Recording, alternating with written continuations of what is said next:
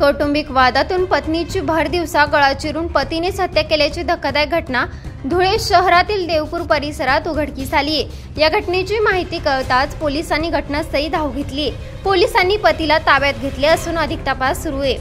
पोलिसांनी दिलेल्या प्राथमिक माहितीनुसार हिरामनबाई साने यांनी भर रस्त्यात दुपारच्या वेळी धारदार शस्त्राने पत्नी अनिताबाई साने वय 40 हिची गळा चिरून हत्या केली। त्यानंतर तो घटनास्थळावरून पसार झाला होता।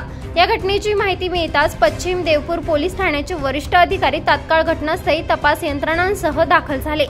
पोलिसांनी घटनेचा पंचनामा केलाय। दरम्यान पतीने एवढ्या टोकाची भूमिका का घेतली याचे कारण अद्याप समजू शकले नाही। तरी तपास यंत्रणांच्या माध्यमातून पश्चिम देवपूर पोलीस अधिक तपास करीत आहेत। ब्युरो रिपोर्ट सप्रेम मराठी।